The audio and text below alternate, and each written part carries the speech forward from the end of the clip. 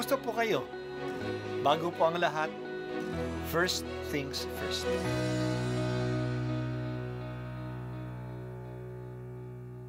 Good morning po. Sinisimulan po natin ngayon ang first things first.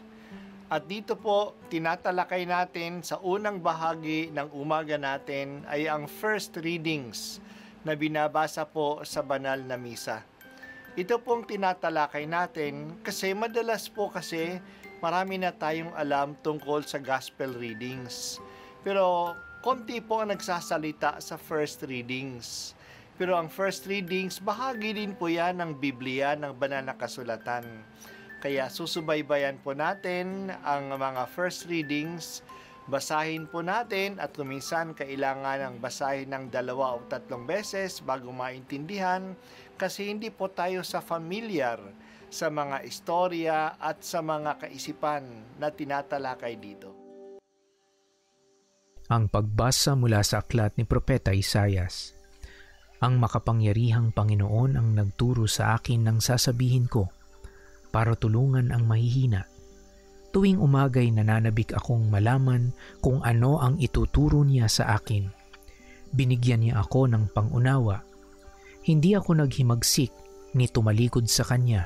Hindi ako tumutol nang bugbugin nila ako. Hindi ako kumibo nang ako'y kanilang insultuhin. Pinabayaan ko silang bunutin ang buhok ko't balbas, gayon din ang lurahan nila ako sa muka. Ang mga pagdustang ginawa nila'y di ko pinapansin, pagkat ang makapangyarihang Panginoon ang tumutulong sa akin. Handa akong magtiis, pagkat aking batid na ang sarili ko'y di mapapahiya. Ang Diyos ay malapit, at siya ang magpapatunay na wala akong sala. May mangangahas bang maghabla sa akin? Magharap kami sa hukuman, at ilahad ang kanyang bintang.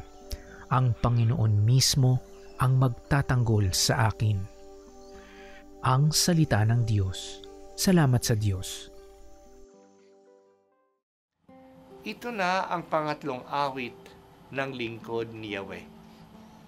Ang lingkod ay tinuruan ng Diyos paano magsalita sa mga mahihina at nawawalan ng pag-asa upang palakasin ang kanilang loob. Binigyan din siya ng pangunawa kung ano ang dapat niyang gawin. Kaya naging masunurin siya sa kalooban ng Diyos kahit na siya ay inalipusta at ininsulto. Binunot ang kanyang balbas. Ang pagpubunot ng balbas ay isang malaking insulto sa pagkalalaki ng isang Hudyo. Nilurhan nga siya at ginawa pa ang iba pang pangdudusta sa kanya.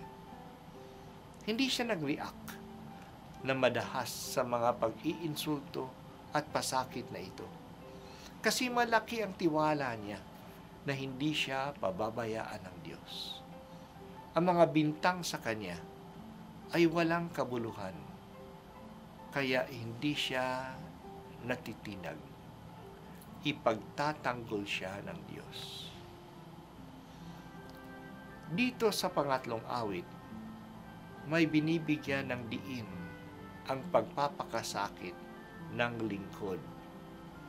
Ang misyon ng lingkod ay hindi lang sa mga leaders ng bayan o sa mga pakasalanan. Ang misyon niya ay para rin sa mga mahihina at nabibiktima ng mga mang-aapi. Inaaliw niya ang mga nahihirapan. Hinihikayat siya na palaging manalig sa Diyos sapagkat siya ang Ama. Hindi sila pababayaan. Madalas din natin makita si Jesus na nagdarasal. Humihingi siya ng gabay sa Diyos sa kanyang mga dasal. Inaalam niya ang kalooban ng Ama. Kaya siya nagdadasal. Makikita natin ito sa pagdasal niya sa Getsemani. Ang kalooban ng Ama ang masusunod kahit na hindi ito ang kanyang gusto. Iinumin niya ang kalis ng kahirapan kung ito ang gusto ng Ama. At ininom nga niya. Kaya noong pinahihirapan na siya, iniinsulto, sinasaktan, hinahamon ng masasakit na salita, binubugbog, hindi na siya nagre-react. Patuloy ang kanyang pananalig na walang kwenta ang mga bintang at pasakit na ito sa kanya. At bandang huli, ang Diyos ang maghuhusga sa kanila. They broke his body, but they did not break his spirit.